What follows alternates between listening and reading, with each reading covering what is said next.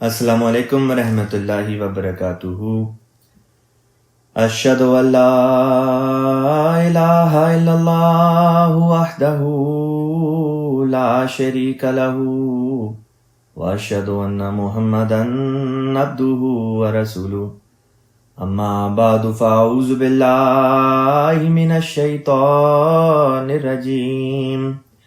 بسم اللہ الرحمن الرحیم۔ اللہ تعالیٰ کے فضل اور کرم سے کل کی کلاس میں ہم نے آیت نمبر 79 تک کا جو مضمون تھا اس کا ترجمہ اور تفسیر تشریح وغیرہ وہاں تک ہم نے کور کر لی تھی، اور اس رکوع کی جو اس وقت جاری ہے اس کی آیت نمبر 80 سے مضمون آج کی کلاس کا شروع ہونا ہے۔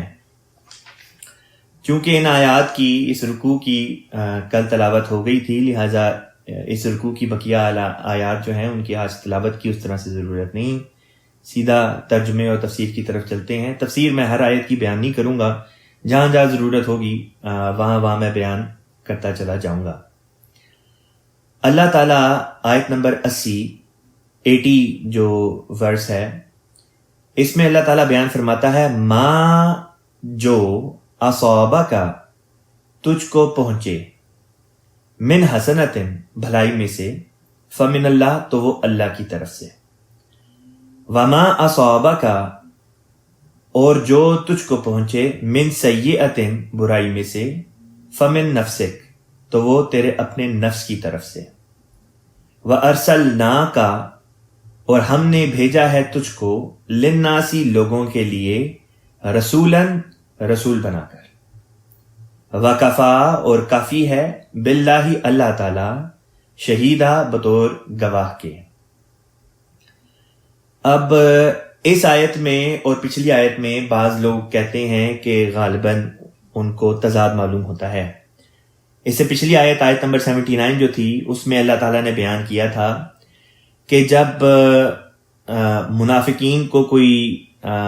بھلائی پہنچے تو وہ کہتے ہیں یہ اللہ کی طرف سے ہے، اور جب ان کو کوئی تکلیف پہنچے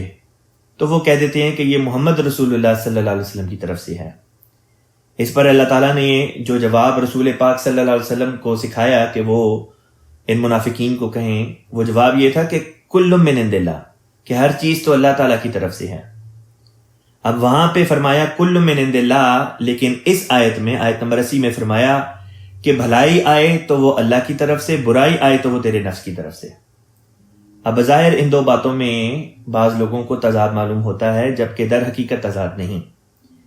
پہلی آیت میں اللہ تعالیٰ نے بطور نتیجہ ایک بات بیان کر دی کہ ہر چیز کے نتیجے کے طور پہ جو اثر ظاہر ہوتا ہے وہ اثر ظاہر کرنے والی ذات اللہ تعالیٰ ہے۔ اگر کوئی اچھا کام کرے گا تو اس اچھے کام کے نتیجے کے طور پہ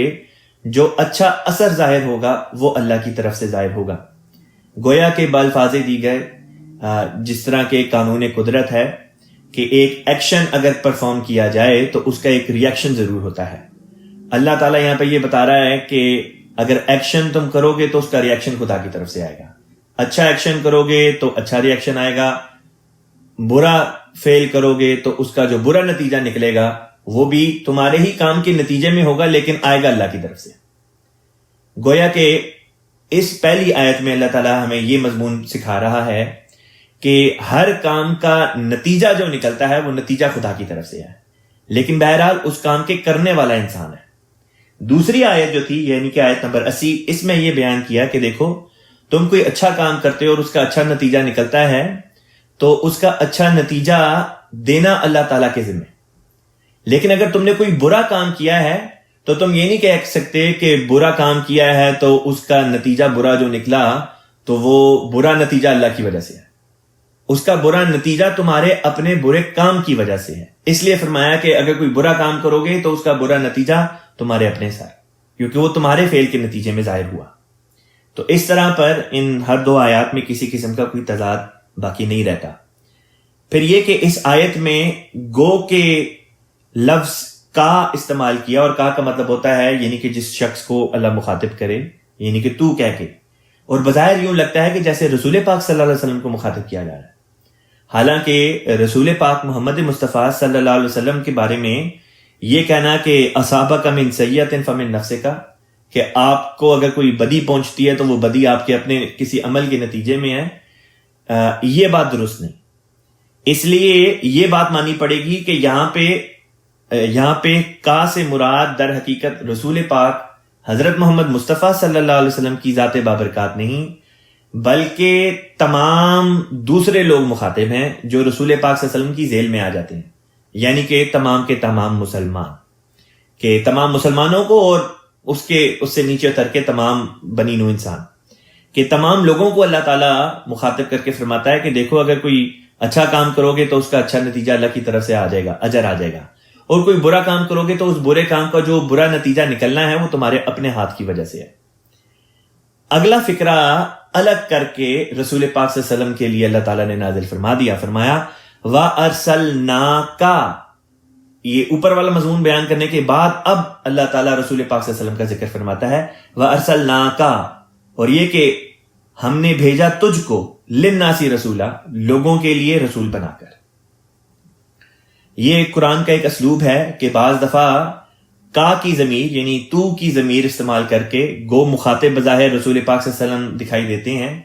لیکن کا کی ضمیر استعمال کر کے اللہ تعالیٰ مسلمانوں کو مخاطب کر رہا ہوتا ہے، اور بعض دفعہ رسول پاک صلی اللہ علیہ وسلم بھی مخاطب ہوتے ہیں۔ اب سوال یہ پیدا ہوتا ہے کہ کیسے پتا چلے کہ کہاں پہ رسول پاک صلی اللہ علیہ وسلم مخاطب ہیں اور کہاں پہ دوسرے لوگ؟ تو یہ سیاق و سباق سے ہمیں معلوم ہو جاتا ہے کہ مضمون جو چل رہا ہے وہ بتائے گا کہ وہاں پہ کا سے مراد مسلمان لوگ مراد ہیں، کوئی اور لوگ مراد ہیں، یا رسول پاک صلی اللہ علیہ وسلم کی ذات بابرکات۔ جیسے کہ بتایا اس آیت کے شروع میں جو 2 دفعہ کا آیا اصابک من حسنۃ فمن اللہ، اور اسی طرح اصابک من سیئۃ فمن نفسک، اس میں جو کا لفظ آیا ہے اس سے مراد رسول پاک صلی اللہ علیہ وسلم نہیں، بلکہ ایک قاعدہ کلیہ کے طور پہ ایک جنرل رول کے مطابق اللہ تعالیٰ دوسرے لوگوں کو مخاطب کر رہا ہے۔ وَكَفَى بِاللَّهِ شَهِيدًا، اور کافی ہے اللہ تعالیٰ بطور گواہ کے۔ اب اگلی آیت پر چلتے ہیں۔ اللہ تعالیٰ بیان فرماتا ہے آیت نمبر 81 مَن یُطِعِ الرَّسُولَ، من جو یُطِعِ اطاعت کرتا ہے، الرسول اس رسول کی،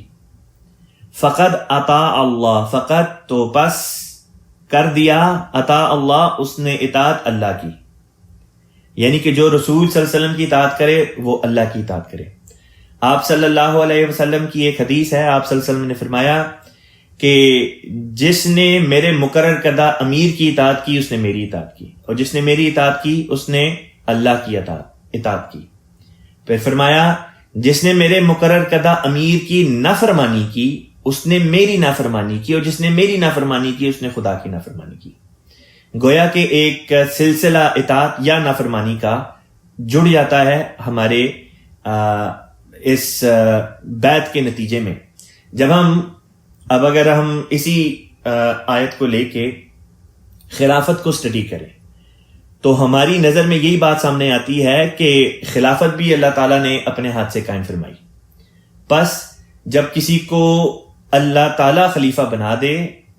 تو اس خلیفہ کی اطاعت خدا کی اطاعت، کیونکہ خلیفہ در حقیقت ہے رسول پاک صلی اللہ علیہ وسلم کا خلیفہ، لہٰذا جب خلیفہ کی اطاعت کریں گے تو یہی مراد ہوگی کہ گویا رسول پاک صلی اللہ علیہ وسلم کی کسی نے اطاعت کر دی، اور اگر کوئی رسول پاک صلی اللہ علیہ وسلم کی اطاعت کرے تو یہی مراد ہوگی کہ گویا اس نے اللہ تعالیٰ کی اطاعت کر دی۔ کوئی خلیفہ کی نافرمانی کرے تو اس کی وہی مراد ہوگی، وہی اس سے مطلب نکلے گا کہ گویا اس نے رسول پاک صلی اللہ علیہ وسلم کی نافرمانی کی، اور جس نے رسول پاک صلی اللہ علیہ وسلم کی نافرمانی کی گویا اس نے اللہ تبارک و تعالیٰ کی نافرمانی کی۔ اب سوال یہ اٹھتا ہے کہ خلیفہ کی اطاعت کی تو بات سمجھ آ گئی، کیا خلیفہ سے نیچے اتر کے جو دوسرے عہدے داران وغیرہ ہیں کیا ان کی بھی اطاعت کا سوال پیدا ہوتا ہے کہ نہیں ہوتا ہے؟ تو در حقیقت اصل میں بات یہ ہے کہ جہاں تک اطاعت کا سوال ہے، اطاعت کے بارے میں اللہ تعالیٰ نے جو بات قرآن پاک میں نازل فرمائی وہ یہ تھی کہ اولی الامر منکم، کہ صاحب امر جو ہے، یعنی کہ جس کو عہدہ دیا گیا ہے، جس کو صاحب امر بنایا گیا ہے، اس کی اطاعت بہرحال ضروری ہے۔ اس کی اطاعت میں کسی قسم کا کوئی چون و چرا، کوئی سوال وغیرہ نہیں۔ اب سوال یہ پیدا ہوتا ہے کہ پھر اولو الامر سے کیا مراد ہوگی؟ کیا اولو الامر میں ہر عہدے دار مراد ہوگا؟ اگر ہم جماعت کو اگر لے لیتے ہیں مثال کے طور پہ، کہ ایسی اطاعت کہ جس میں پھر اعتراض نہیں ہوتے، ایسے اطاعت جس میں سوال وغیرہ نہیں کیے جاتے کہ میں کیوں اس بات میں اطاعت کروں. تو اس بارے میں ایک دفعہ میری حضرت خلیفۃ المسیح الخامس ایدہ اللہ تعالی بنصر العزیز سے بات ہو رہی تھی، اور حضور انور ایدہ اللہ تعالی نے مجھے ہدایت اس بارے میں یہ فرمائی کہ اولو الامر منکم میں اللہ تعالیٰ نے خلیفہ اور خلیفہ سے نیچے اتر کے جو ملک کا امیر ہوتا ہے اس کو شامل کیا ہے. تو اصل میں تو یہ لوگ مراد ہیں جس کو اللہ تعالیٰ نے اطاعت کے ساتھ باندھا ہے. لیکن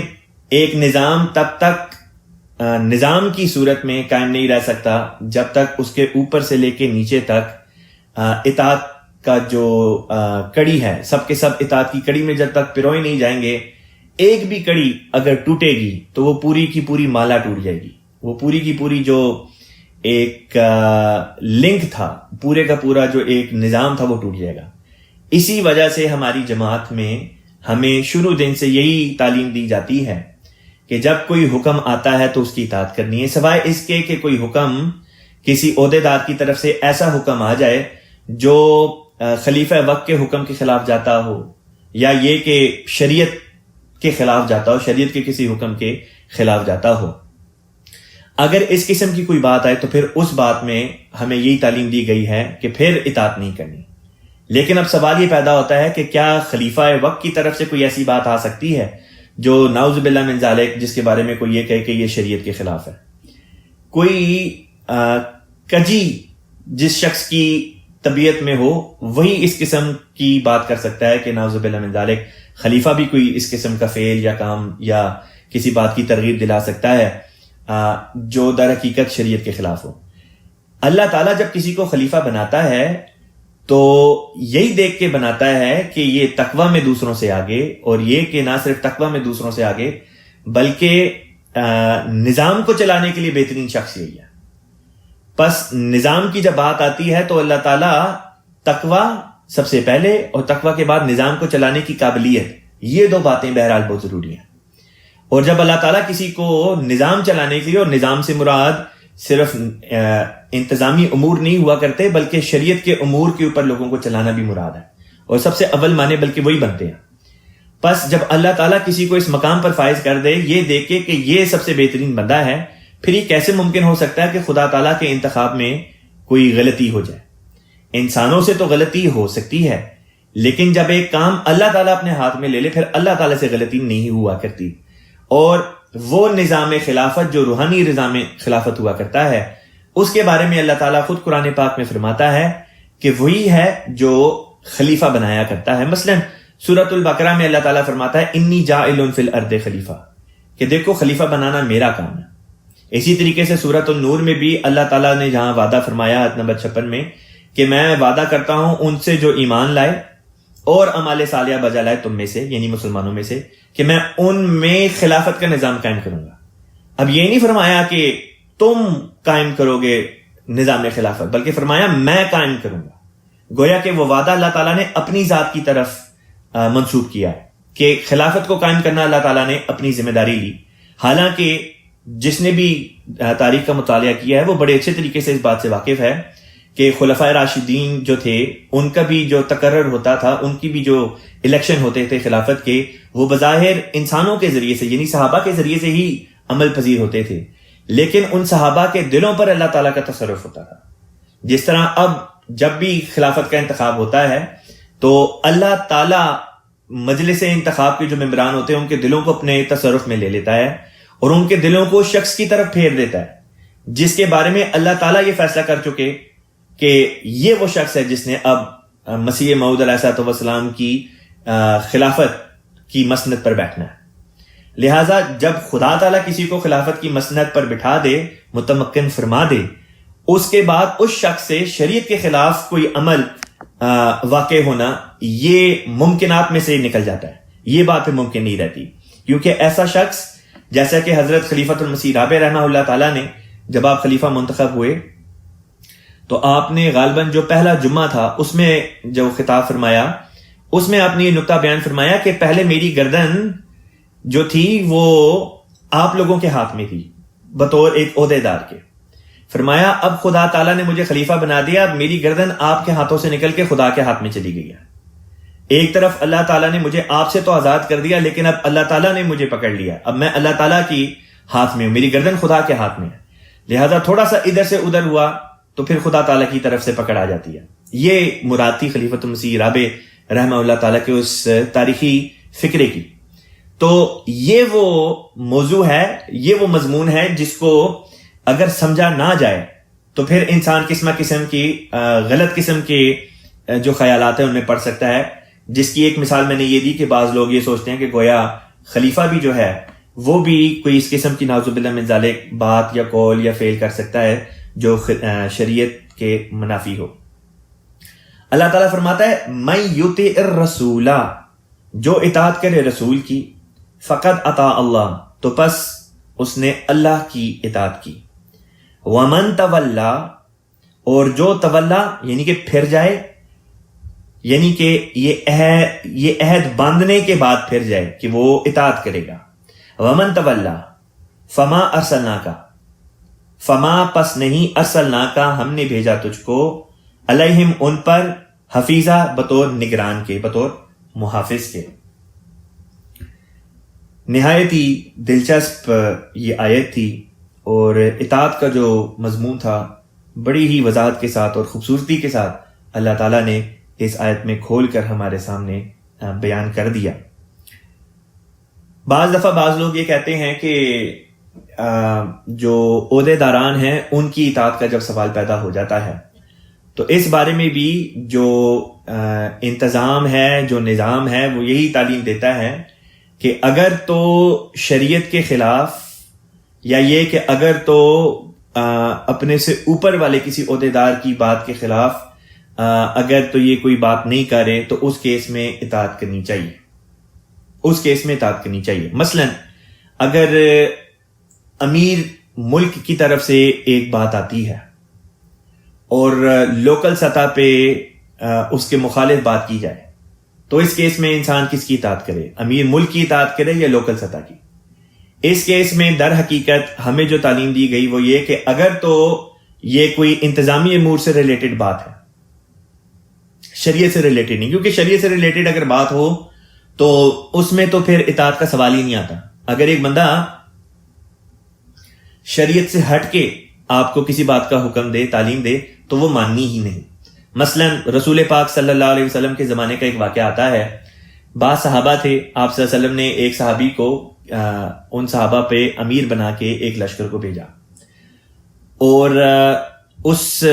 لشکر کو ایک جگہ رات گزارنی پڑی جہاں پہ انہوں نے آگ جلائی, اور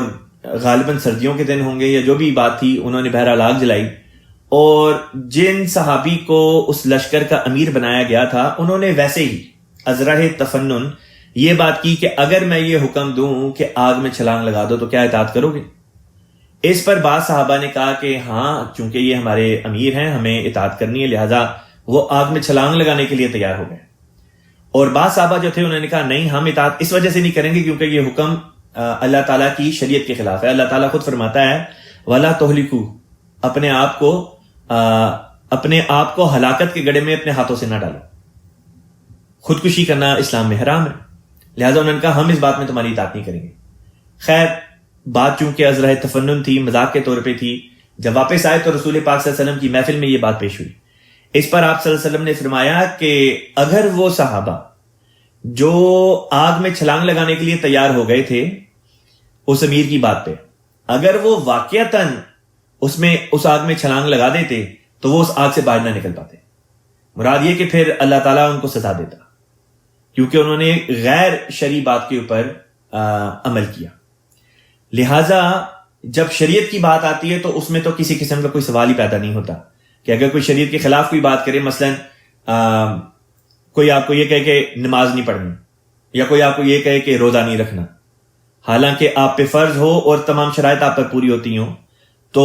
آپ جانتے ہیں کہ ایسا شخص آپ کا حقیقی غم گسار نہیں بلکہ آپ کو شریعت سے دور کرنے والا ہے. ایسی بات میں آپ نے اس کی اطاعت نہیں کرنی، چاہے وہ جو بھی ہو.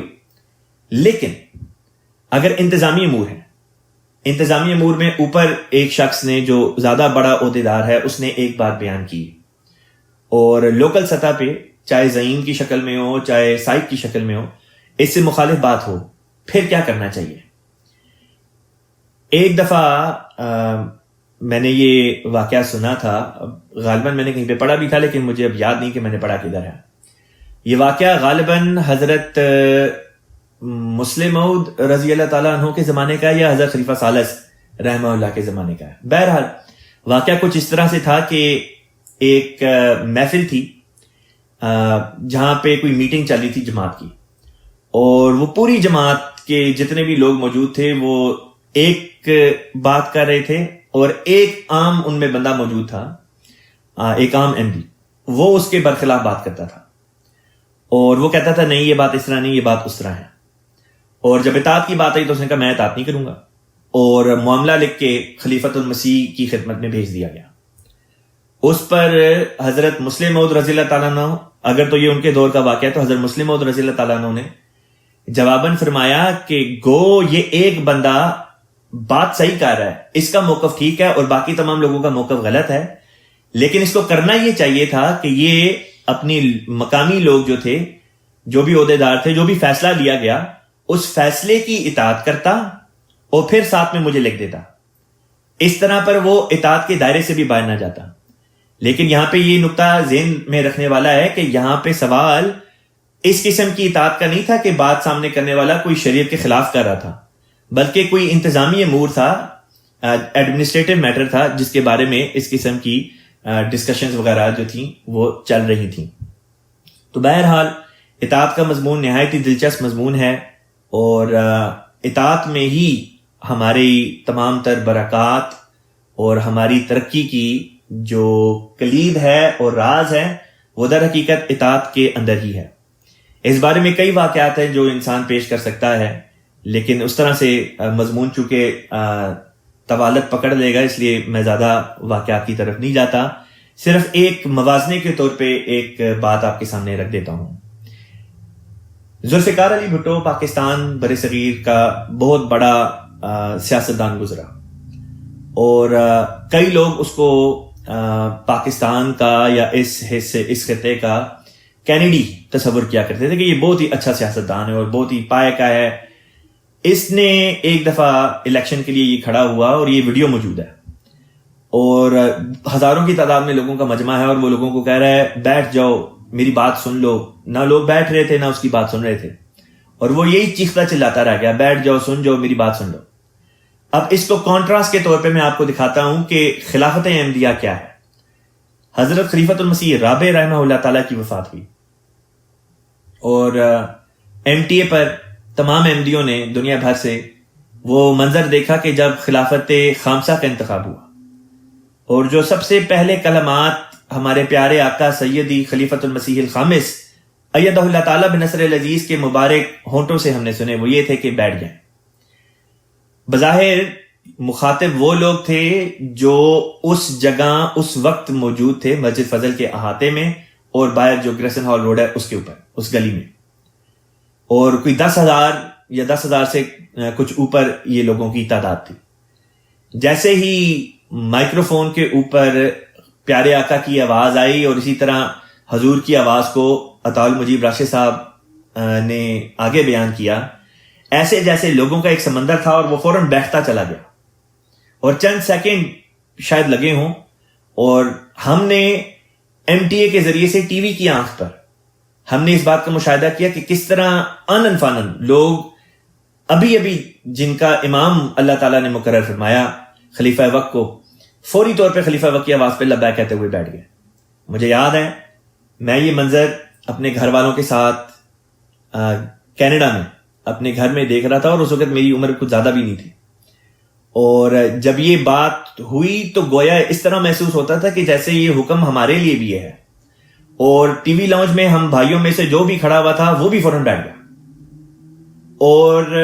ایسے محسوس ہوتا تھا کہ جیسے کوئی چیز ہمیں پکڑ کے بٹھا رہی ہے. یہ ہے وہ اطاعت جو اب دنیا کے پردے پر صرف جماعت احمدیہ میں دکھائی دیتی ہے اور کہیں اور دکھائی نہیں دیتی. پس وہ آواز جو ہمیں خلیفہ وقت کی آواز پہنچائے اس بات پہ لبیک کہنا اور اس بات کی اطاعت کرنا ہمارے اوپر واجب ہے، ہمارے اوپر فرض ہے۔ جب خلیفہ وقت کوئی بات بیان فرماتے ہیں اور وہی بات کوئی عہدیدار آگے بیان کرتا ہے تو اس بات کے اوپر انکار کا سوال ہی پیدا نہیں ہوتا، کیونکہ وہ آواز اس کی نہیں، در حقیقت خلیفہ وقت کی آواز ہے۔ حضرت مسلم موعود رضی اللہ تعالیٰ عنہ نے ایک دفعہ فرمایا مبلغین کے بارے میں کہ مبلغین کیا ہیں۔ آپ نے فرمایا کہ مبلغین کی مثال اس طرح سے لے لو کہ جس طرح لاؤڈ سپیکر ہوتا ہے، کہ مبلغین لاؤڈ سپیکر ہیں اور اس لاؤڈ سپیکر کے پیچھے جس کی آواز ہے وہ خلیفہ وقت ہے۔ گویا کہ خلیفہ وقت کی آواز ہے جو لاؤڈ سپیکر کے ذریعے سے دور دراز لوگوں تک پہنچائی جاتی ہے۔ اب خلیفہ وقت اپنے بجسم بنفس نفیس خود ہر جگہ موجود نہیں ہو سکتے، اسی لیے خلیفہ وقت نے اپنے نمائندگان مقرر کر کے بھجوائے، جن میں مبلغین بھی ہیں، امراء بھی ہیں، عہدیداران بھی ہیں۔ لہٰذا جب یہ لوگ خلیفہ وقت کی بات کو آپ تک پہنچائیں تب ان کی اطاعت آپ کے اوپر ضروری ہے، آپ انکار نہیں کر سکتے۔ اگر انکار کریں گے تو اس کیس میں وہی مضمون جو اس آیت میں اللہ تعالیٰ نے بیان کیا آپ کے اوپر آ جائے گا کہ جس نے خدا کے رسول کی اور اس کے مقرر کردہ لوگوں کی اطاعت کی گویا اس نے اللہ کی اطاعت کی، اور جس نے ان کی نافرمانی کی گویا اس نے خدا کے رسول کی نافرمانی کی، گویا اس نے اللہ تعالیٰ کی نافرمانی کی۔ اب میں مضمون کو آگے لے کے چلتا ہوں۔ اللہ تعالیٰ آیت نمبر 82 میں بیان فرماتا ہے وَيَقُولُونَ، اور وہ لوگ کہتے ہیں۔ یاد رکھیں ذکر چل رہا تھا منافقین کا۔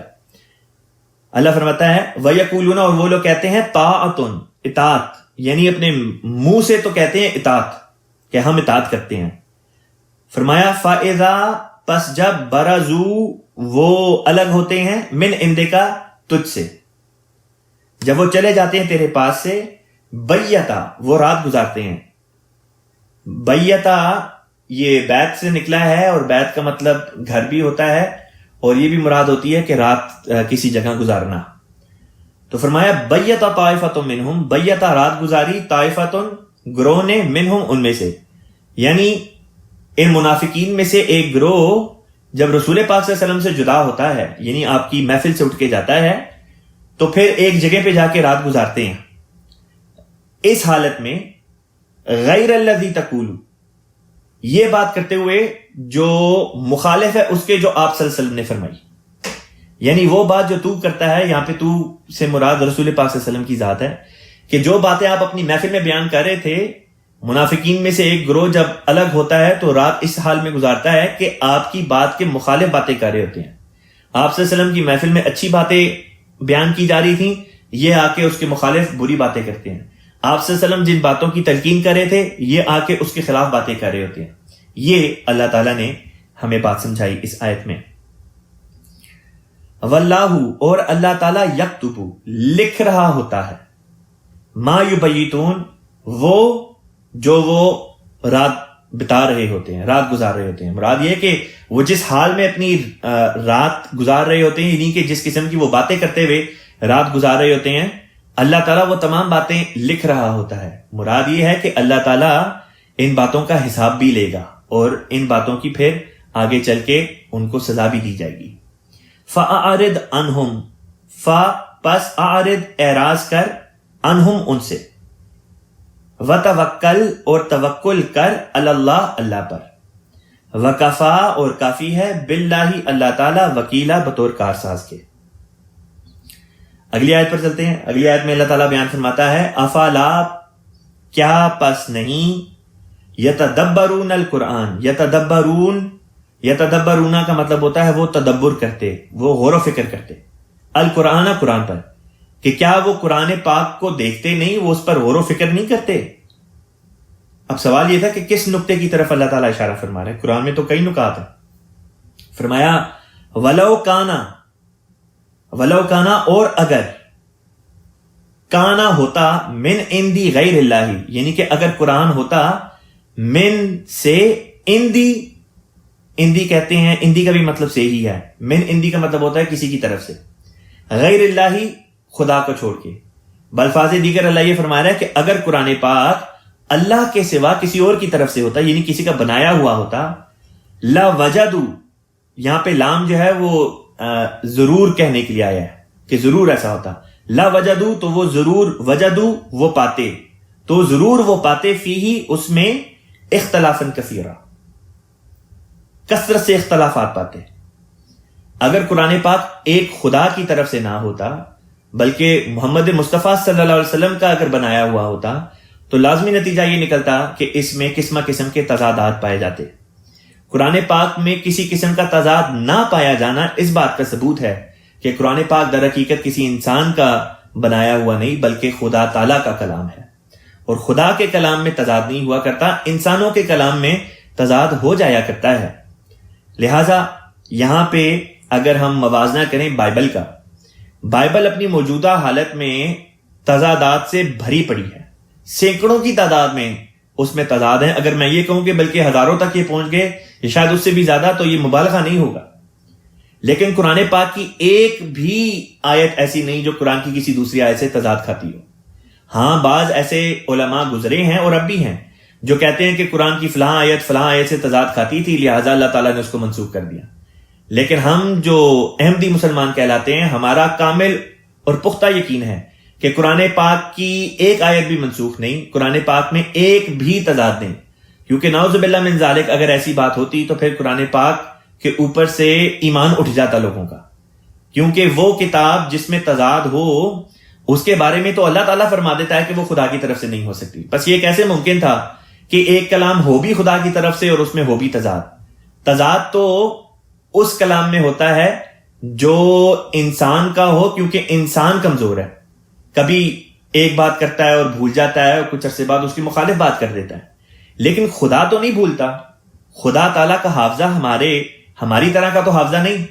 لہٰذا اللہ تعالیٰ جب بات کرتا ہے تو اس کے کلام میں تضاد نہیں پایا جاتا. یہی وہ بات ہے جس کا ذکر پھر پیارے آقا حضرت خلیفۃ المسیح رابع رحمہ اللہ تعالیٰ نے فٹ نوٹ میں بیان فرمایا. آپ تحریر فرماتے ہیں، میں پڑھ کے سنا دیتا ہوں. اس آیت کریمہ میں قرآن کی صداقت کی یہ دلیل دی گئی ہے کہ اس کی آیات میں کوئی اختلاف نہیں پایا جاتا. حالانکہ یہ 23 سال تک 23 ایئرز تک ایک نبی امی پر نازل ہوتا رہا، یعنی ایک ان پڑھ نبی پر نازل ہوتا رہا. ان پڑھ سے مراد یہ کہ رسول پاک صلی اللہ علیہ وسلم نے کوئی دنیاوی تعلیم حاصل نہیں کی تھی. 23 سال کے عرصے میں کتنی ہی باتیں اکثر بہت پڑھے لکھے آدمیوں کو بھی بھول جاتی ہیں، تو ایک نبی امی کے لیے کیسے ممکن تھا کہ وہ کتاب اپنی طرف سے بناتا اور اس میں کوئی اختلاف نہ ہوتا. نہایت ہی شاندار یہ آیت ہے اور قرآن پاک کی صداقت کی ایک بہت بڑی روشن دلیل. اب مضمون کو آگے لے کے چلتے ہیں. آیت نمبر 84 پہ اللہ تعالیٰ بیان فرماتا ہے وَإِذَا اور جب جَاءَهُمْ آئے ان کے پاس امرن کہتے ہیں حکم، امرن کہتے ہیں کوئی بات، من الامنی امن میں سے، یعنی کہ کوئی ان کے پاس اگر امن کی کوئی بات آئے. ذکر چل رہا تھا انہی کا جو منافقین ہیں کہ اللہ فرماتا ہے کہ جب ایسے لوگوں کے پاس کوئی امن کی بات آئے، اول خوفی یا خوف کی کوئی بات آئے، اذاعو کا مطلب ہوتا ہے وہ اشتہار بازی سے کام لیتے ہیں، یعنی کہ اس کو مشتہر کرتے ہیں، مشہور کر دیتے ہیں لوگوں میں بھی اس کو. ولو ردوہ، ولو اور اگر ردوہ وہ اس بات کو لوٹا دیتے، الی رسولی رسول کی طرف، یعنی لوگوں میں اشتہار دینے کے بجائے اگر وہ رسول کی طرف اس بات کو لے کے جاتے، وَإِلَىٰ أُولِي الْأَمْرِ مِنْهُمْ اور صاحب امر لوگوں کی طرف جو ان میں ہیں ان کی طرف لے کے جاتے، لا تو کیا ہوتا اور کس غرض سے لے کے جاتے وہ اللہ تعالیٰ بیان کرنے لگا. فرمایا لَعَلِمَهُ الَّذِينَ، لَعَلِمَ لام یہاں پہ شروع میں جو آیا یہ یقین دہانی کے لیے آیا کہ ضرور. علمہ، علمہ کا مطلب ہوتا ہے علم حاصل کر لیتا، اس کا، الذین وہ لوگ، یستنبطونہ جو استنباط کرتے ہیں اس کا، منہم ان میں سے. بالفاظ دیگر اللہ تعالیٰ یہ بات بیان کر رہا ہے کہ اگر وہ اسے پھیلانے کی بجائے، یعنی اس بات کو جو چاہے امن کی ہو یا خوف کی، اس کا اشتہار کرنے کے بجائے اگر وہ اسے پھیلانے کی بجائے رسول کی طرف یا اپنے میں سے کسی صاحب امر کے سامنے پیش کر دیتے تو ان میں سے جو اس سے استنباط کرتے، یعنی کہ رسول یا صاحب امر لوگ استنباط کرتے، وہ ضرور اس کی حقیقت کو جان لیتے. تو اس طرح پر یہ لوگ جو ہیں یہ بات کی حقیقت کو پہنچ جاتے. اور اگر تم پر اللہ کا فضل، اب یہ آیت کا اگلا حصہ ہے وَلَوْلَا فَضْلُ اللَّهِ، ولو اور اگر لا فضل اللہ نہ ہوتا فضل اللہ کا علیکم تم پر، وَرَحْمَتُهُ اور اس کی رحمت، لَتَّبَعْتُمْ یہاں پہ دوبارہ لام جو شروع کا آیا یہ یقین دہانی کے لیے آیا کہ ضرور ایسا ہوتا. لَتَّبَعْتُمْ ضرور اتباع کرتے تم، الشیطان شیطان کی، الا قلیلا سوائے تم میں سے چند کے. حضور نے یوں ترجمہ فرمایا اور اگر تم پر اللہ کا فضل اور اس کی رحمت نہ ہوتے تو تم چند ایک کے سوا ضرور شیطان کی پیروی کرنے لگتے، یعنی کہ تھوڑے سے تم میں سے چھوڑ کے باقی سب کے سب ہی شیطان کے پیچھے چل پڑتے. اب سوال یہ تھا کہ یہاں پہ اللہ تعالیٰ نے جو مضمون بیان کیا کہ جب کوئی خبر آتی ہے، چاہے وہ امن کی خبر ہو چاہے وہ خوف کی خبر ہو، اس کو رسول کی طرف اور اولو الامر جو لوگ ہیں ان کی طرف پھیر دینا چاہیے تاکہ وہ استنباط کر کے ہمیں بتائیں کہ اس بات کی حقیقت کیا ہے. اس آیت کو بیان کرتے وقت حضرت خلیفۃ المسیح رابع رحمہ اللہ تعالیٰ نے نہایت ہی لطیف ایک استنباط ہمارے سامنے رکھا. حضور فرماتے ہیں کہ دنیا کے پردے پہ جتنی بھی مذہبی جماعتیں پائی جاتی ہیں ان میں جماعت احمدیہ وہ واحد جماعت ہے جس میں ایک نظام اولو الامر موجود ہے. دوسری کوئی جماعت ایسی نہیں جس میں پہلی چیز تو یہ کہ جس کو جماعت بھی کہا جائے، دوسری بات یہ کہ وہ مذہبی ہونے کی حیثیت میں ایسی ہو کہ اس میں اولو الامر کا نظام پایا جاتا ہو. جماعت احمدیہ وہ واحد مذہبی جماعت ہے جس میں یہ نظام پایا جاتا ہے کہ جب بھی دنیا کے کسی کونے سے بھی کوئی خبر آئے، چاہے وہ امن کی ہو چاہے امن کی نہ ہو، خوف کی ہو، بجائے اس کے کہ لوگ خود ہی اپنی طرف سے استنباط کرنے لگ جائیں، اس کو خلیفہ وقت کی طرف اور جو جماعت کے صاحب امر لوگ ہیں ان کی طرف لوٹا دیا جاتا ہے. اور جب وہ اپنی طرف سے چھان بین کر لیتے ہیں یا خدا کی طرف سے رہنمائی حاصل کرتے ہیں پھر ہدایت جاری ہوتی ہے. اب اس کی ایک میں آپ کو آج کل کے روز جو ہمارے اس وقت کے حالات ہیں اس سے متعلقہ ایک مثال دے کے اس آیت کے مضمون کو سمجھانے کی کوشش کرتا ہوں کہ کس طرح پر اللہ تعالیٰ کی تائید خلیفہ وقت کے ساتھ ہے اور کس طرح پر خلیفہ وقت وہ وجود ہے. رسول کی غیر موجودگی میں جو رسول کا نائب ہوتا ہے، نائب الرسول جسے کہتے ہیں، وہ خلیفہ ہوتا ہے. لہٰذا جب ہم دیکھتے ہیں کہ مثلاً آج کل امریکہ میں جو فسادات وغیرہ چل رہے ہیں پچھلے چند سالوں سے، ایک تحریک ہے جس نے بہت ہی یہاں پہ زور پکڑا اور اس کا نام ہے بلیک لائیوز میٹر موومنٹ. اور اس میں قسم کے جو لوگ ہیں وہ شامل ہوتے ہیں اور اس ملک میں پائے جانے والے جو افریقن نژاد احمدی نہیں افریقن امریکن جو ہیں، افریقن امریکنز جو ہیں، ان پہ ہونے والے جو مظالم ہیں ان کے خلاف آواز اٹھائی جاتی ہے اور یہ کہا جاتا ہے کہ ان کی زندگیاں بھی میٹر کرتی ہیں. اور بات بھی بالکل صحیح ہے کہ ان کی زندگیاں بالکل میٹر کرتی ہیں، جس طرح ہر ایک اس شخص کی زندگی میٹر کرتی ہے جو کہ بے گناہ ہے، جو کہ انوسنٹ ہے. اب اس تحریک کو شروع کرنے والے، یعنی کہ بلیک لائیوز میٹر موومنٹ کو شروع کرنے والے بعض ایسے اشخاص تھے جن کا اپنا ایک ایجنڈا تھا اور شروع میں وہ ایجنڈا لوگوں کے سامنے نہیں تھا. خیر جب یہ موومنٹ اس نے زور پکڑا اور لوگوں میں اس کی تشہیر ہونی شروع ہوئی تو کئی لوگ ہزاروں لاکھوں کروڑوں کی تعداد میں اس موومنٹ میں شامل ہوتے چلے گئے. اب جب ایک نہتے اور بے گناہ انسان کا قتل کیا گیا اور یہ کچھ عرصے پہلے ہوا جس کا نام تھا جارج فلوئڈ، مینیسوٹا میں یہ قتل ہوا اور ایک پولیس والے نے یہ قتل کیا اور لوگوں کی نظر کے سامنے کیا. اس پر پورے ملک میں دنگے اور فسادات وغیرہ کی ایک آگ نے ملک کو لپیٹ لیا اور پھر یہی موومنٹ جو تھی Black Lives Matter movement front پہ دکھائی دی اس شخص اور اسی طرح دوسرے جو افریقن امریکن ہماری بہنیں ہیں اور بھائی ہیں ان کے حقوق کے لیے بولتے ہوئے. اس پر بعض لوگوں نے یہ سوال اٹھایا جو جماعت میں سے ہیں کہ کیا بطور احمدی ہمیں بھی اس موومنٹ میں حصہ لینا چاہیے. اس پر حضور انور ایدہ اللہ تعالیٰ بنصر العزیز کی طرف سے جو ہدایت ہمارے لیے آئی وہ یہی تھی کہ بلیک لائیوز میٹر موومنٹ کے بجائے آپ لوگ اپنی موومنٹ تیار کریں جس میں آپ دوسروں کے حقوق کے لیے کھڑے ہوں، جس میں بلیک لائیوز کا بھی عنصر ہو کہ آپ نے ان کے لیے بھی کھڑے ہونا ہے، اور آپ نے ہر اس انسان کے لیے کھڑے ہونا ہے جو کہ نہتا ہے، جو کہ اپنے حقوق حاصل نہیں کر سکتا، آپ نے اس کے لیے کھڑے ہونا ہے، جس کی اپنی آواز نہیں، آپ نے اس کی آواز بننا ہے، چاہے اس کی جلد کی رنگت کوئی بھی ہو، چاہے سیاہ فام ہو، چاہے سفید فام ہو، چاہے کوئی بھی رنگت وہ رکھتا ہو، اگر وہ بے گناہ ہے تو اس کے حق میں کھڑے ہونے کا فرض اولین ہمارا بنتا ہے، احمدی مسلمانوں کا، کہ ہم ان کے حق میں کھڑے ہیں۔ اور اسی لیے حضور نے ہمیں جو سلوگن دیا وہ یہ تھا کہ انوسنٹ لائفز میٹر، جیسا کہ اللہ تعالیٰ قرآن پاک میں فرماتا ہے۔ لہٰذا یہ وہ بات تھی جو حضور انور نے پیش کی۔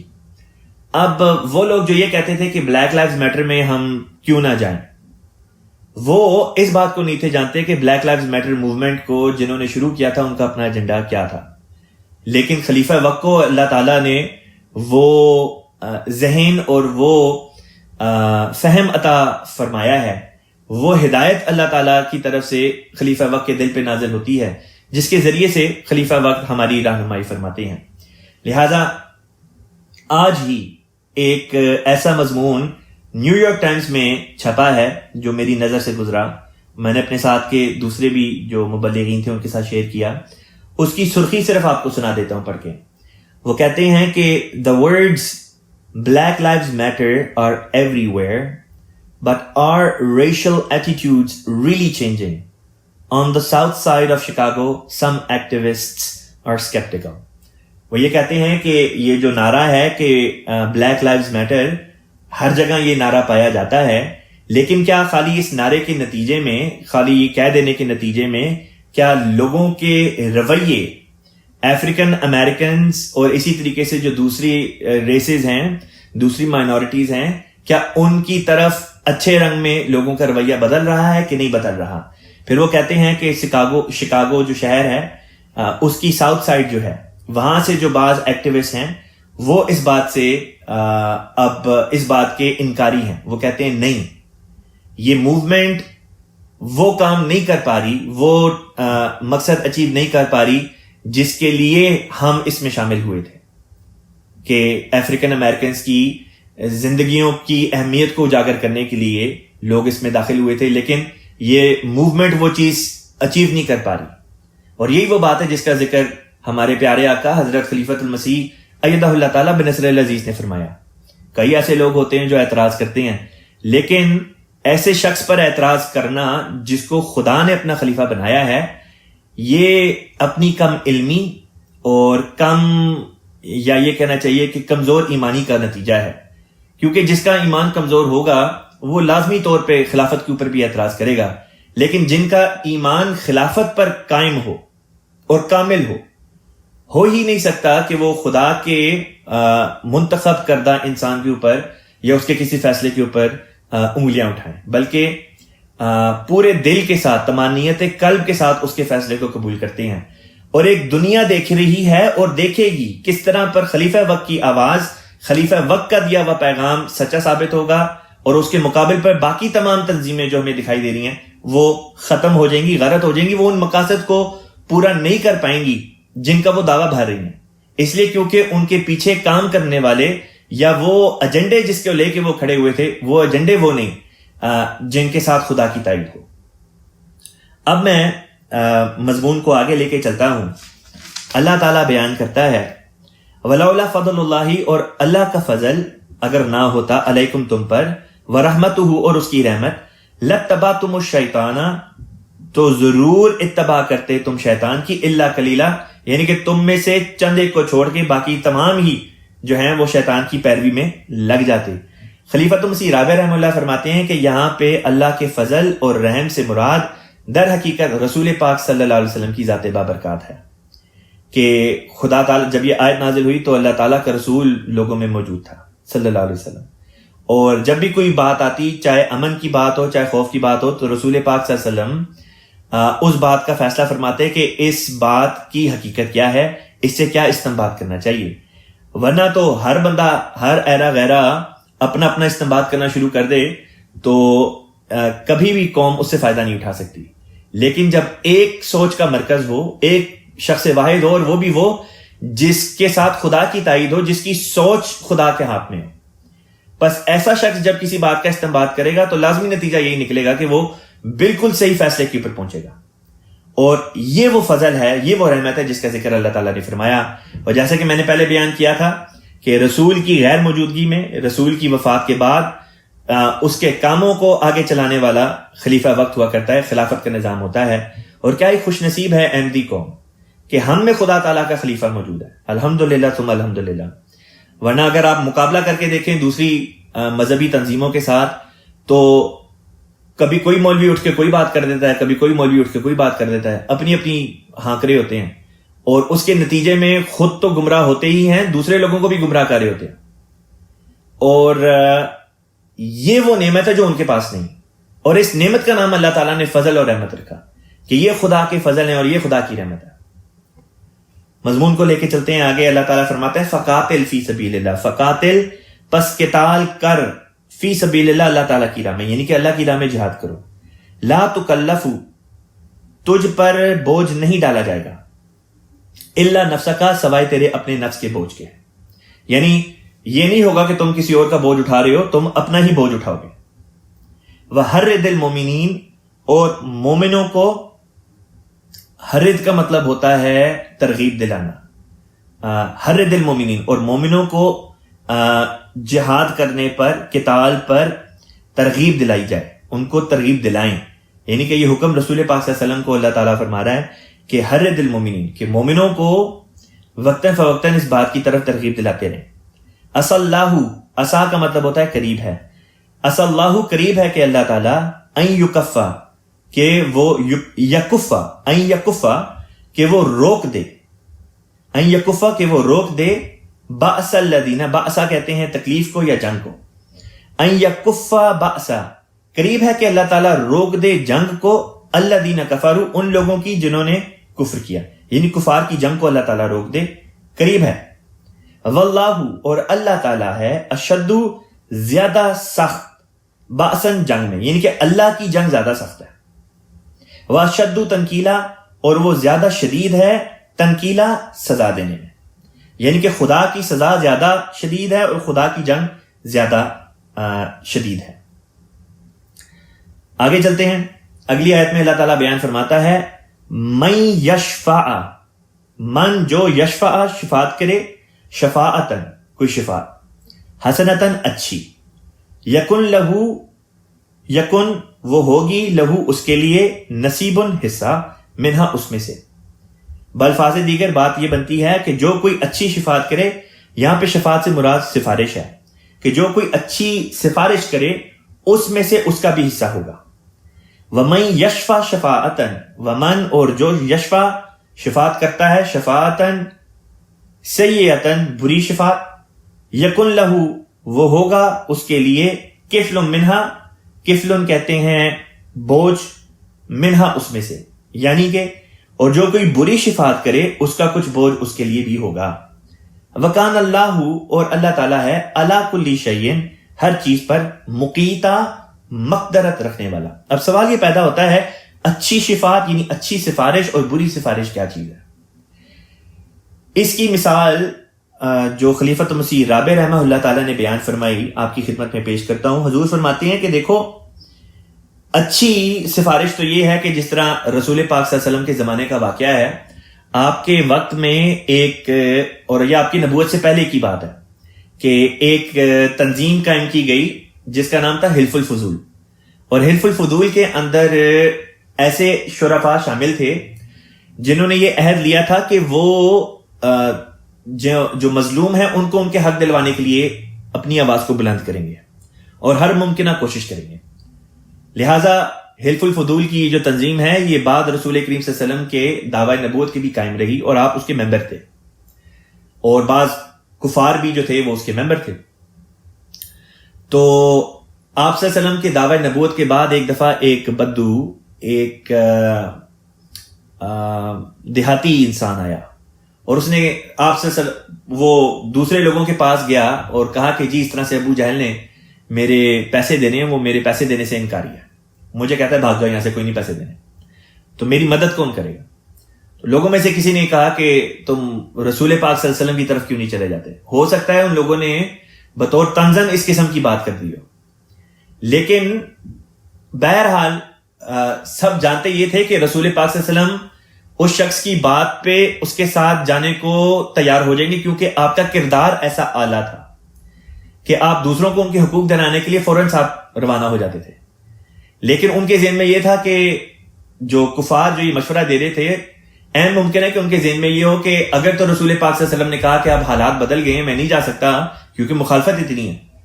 تو آپ پہ یہ الزام عائد کر دیں گے کہ دیکھو رسول پاک صلی اللہ علیہ وسلم نے حلف الفضول توڑ دیا. اور اگر ساتھ چلے جاتے ہیں تو ابو جہل بات نہیں مانے گا، لہذا پتہ چل جائے گا کہ ان کی بات کی اب اس طرح سے اہمیت نہیں، نعوذ باللہ من ذالک، یعنی کہ رسول پاک صلی اللہ علیہ وسلم کی بات کی کوئی اہمیت نہیں. وہ بدو آتا ہے اور رسول پاک صلی اللہ علیہ وسلم کی چوکھٹ کا دروازہ کھٹکھٹاتا ہے اور آپ صلی اللہ علیہ وسلم اس کے ساتھ فوراً روانہ ہو جاتے ہیں اور جا کے ابو جہل کے دروازے پہ دستک دیتے ہیں اور وہ باہر آتا ہے اور آپ صلی اللہ علیہ وسلم کے ساتھ وہ بدو کھڑا ہے اور آپ صلی اللہ علیہ وسلم ابو جہل کو مخاطب کر کے فرماتے ہیں کہ دیکھو تم نے اس سے پیسے لیے تھے، اس کے پیسے فوراً اس کو واپس کر دو، اس کا حق جو ہے وہ اس کو ادا کر دو. ابو جہل کچھ کہتا نہیں، کوئی چونو چرا نہیں کرتا، کوئی بہانہ نہیں بناتا، مخالفت نہیں کرتا، وہ اندر جاتا ہے اور فوراً لا کے پیسے لا کے اس بدو کے ہاتھ میں تھما دیتا ہے اور حضور صلی اللہ علیہ وسلم وہاں سے ہی چلے جاتے ہیں. بعض کفار جو یہ بات دیکھ رہے تھے انہوں نے ابو جہل کو کہا کہ ویسے تم اتنا بنتے پھرتے ہو، اتنی مخالفت کرتے ہو، اب کیا تمہیں ہو گیا کہ محمد رسول اللہ صلی اللہ علیہ وسلم جب تمہارے دروازے پہ آئے ہیں تو تم نے انکار نہیں کیا اور مخالفت نہیں کی، بلکہ چپ چاپ جا کے تم نے اس غریب بندے کے پیسے اس کو تھما دی. ابو جہل کا جو جواب تھا یہ تاریخ کی کتابوں میں اور حدیث کی کتابوں میں آیا. وہ کہتا ہے کہ جب محمد رسول اللہ صلی اللہ علیہ وسلم میرے دروازے پہ آئے تو میں نے دیکھا کہ ان کے دائیں بائیں 2 اونٹ کھڑے ہیں اور وہ ایسے مست معلوم ہوتے ہیں جیسے کسی نشے میں ہوں، اور جیسے